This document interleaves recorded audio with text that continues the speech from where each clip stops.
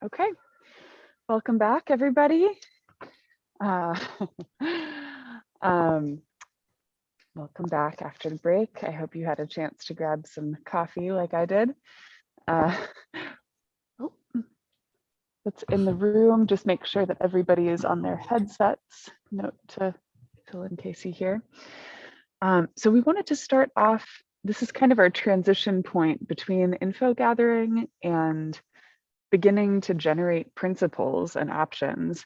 We wanted to take this opportunity just to briefly first remind everybody of your group agreements that you came up with on weekend one.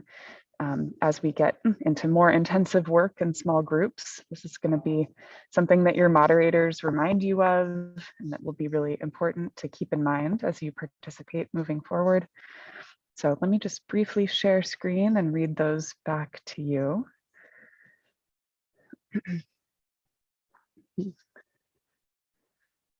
All right. So these are the agreements that you all came up with.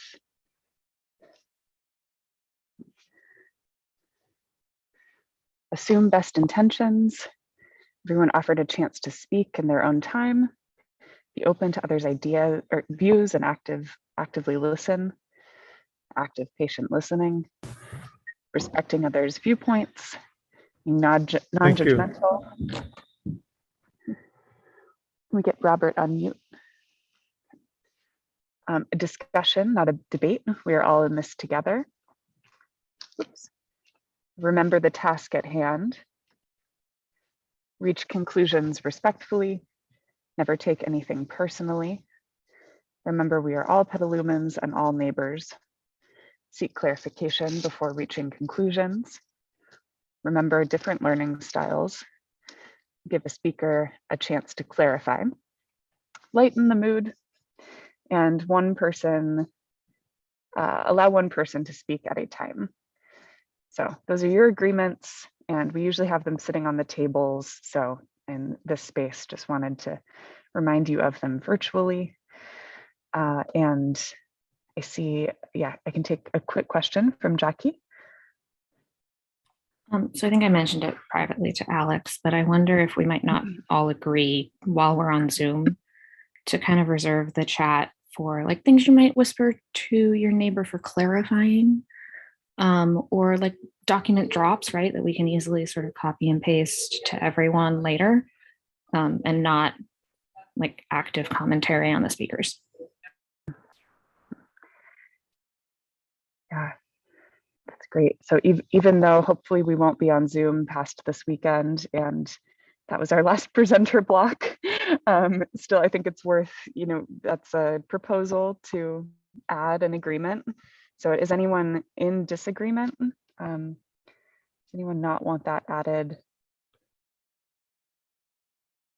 Okay, all right. Looks like folks are on board with that, Jackie. So we'll can a moderator or Lynn take a note of that so that we can add it just in the case of other Zoom meetings. All right, thank you. So let's move on now. We are about to dive into a big brainstorm of principles and site use options. So I want to first explain this next activity. Your moderators will go through it in much more detail once you arrive in small groups. But this is the first step to creating your first report on principles. So the values or criteria that guide your decision making. You're going to get sick of hearing me and Lynn say that refrain and your moderators. Principles are the values or criteria that guide decision making.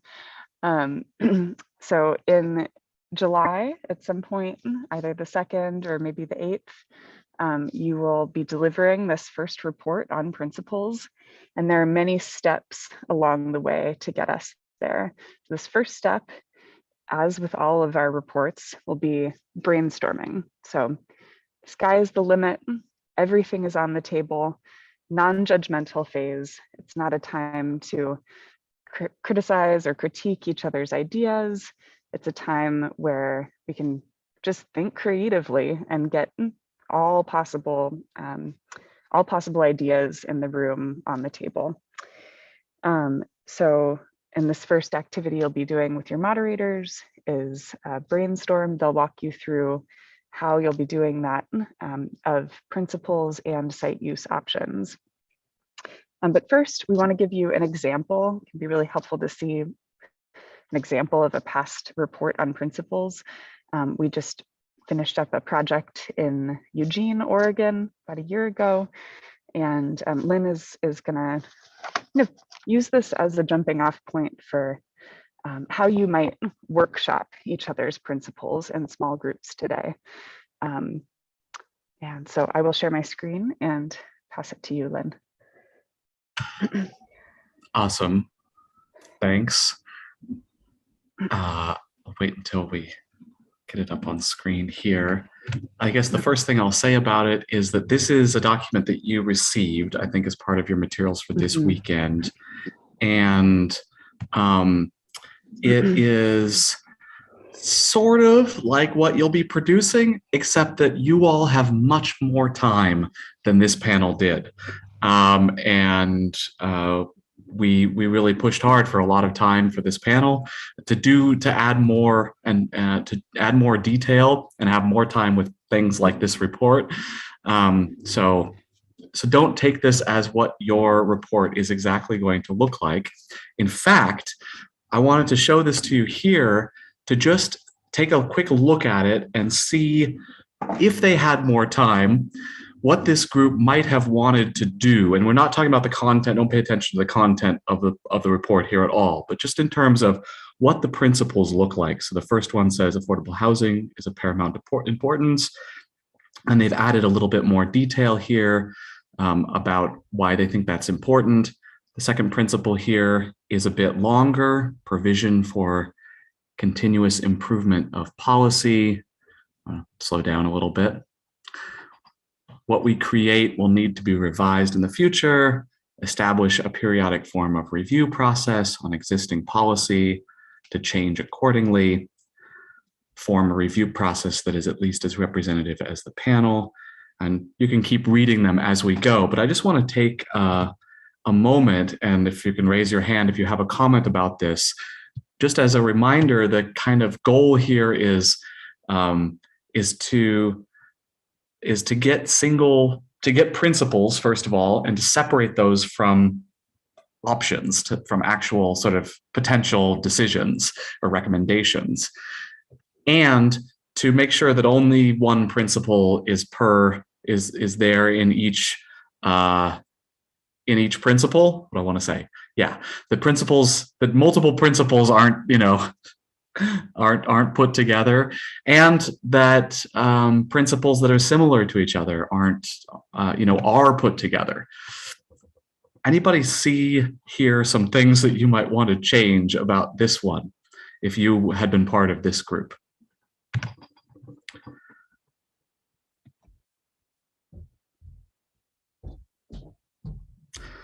Deb, go for it. I'm just curious if these principles are in order of importance or how they're numbered. That was my question. Yeah, good question. So that's confusing. That'll be different for your report. In this case, they were just given a random number at the beginning. And then they are prioritized here in terms of how much support they had. You can see the weighted score there. So that was, you'll do the same thing, and you'll each show, once we get sort of a list of principles, whether you strongly agree or somewhat agree or neutral or disagree with them, and that'll help to put them in order. Eric G. I'm sorry, I was just beginning to review these. Can you tell me this Eugene review panel, what they were? Sounds like they were discussing housing in Eugene, Oregon. Exactly. Yep. Housing policy. And that's not what we're discussing now. So I'll reserve my comment. Absolutely. Yeah, please don't comment on the actual content of this. Just looking for, if you were an editor here, what you would suggest. Jackie?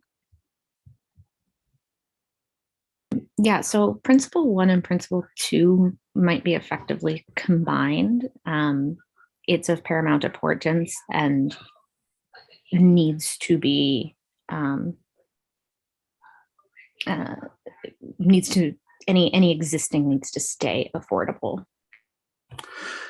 Yeah, that's something that panelists noticed after the fact, is that some of those could have been combined. Awesome. Did I miss And number somebody? 30. Yeah.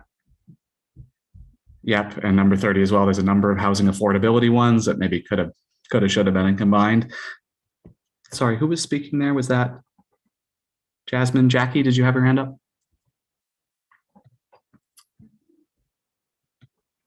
Oh, not anymore. I'll just point out one other quick thing. You may. Oh, go ahead. That was me previously, and I was just putting my hand up. Sorry, Jackie. I can't see who's speaking in all voices. One other thing I'll just point out really fast, you may notice here in Principle 38, it's pretty long, and arguably only a part of that is really a principle. Provide for continuous improvement. But there's a lot of details in there about sort of how that would happen. And those are probably options. Those are probably things that the panel might want to recommend as sort of a recommendation, as an option. But the principle there might be something more about like, have a, what would the principle be? Have a method for continuous improvement. And continuous improvement is important, and that kind of thing. And here's how we do that. The how we do that is the option. And remember, you can always ask the question why. If you think you might have an option, maybe it's a principle, maybe it's an option, ask why. So maybe actually I should do that for the one that I just said there. Why is continuous improvement important? Have a way to revisit these policies in the future. Or revisiting them is important. That wasn't a perfect example, but hopefully you get the idea there.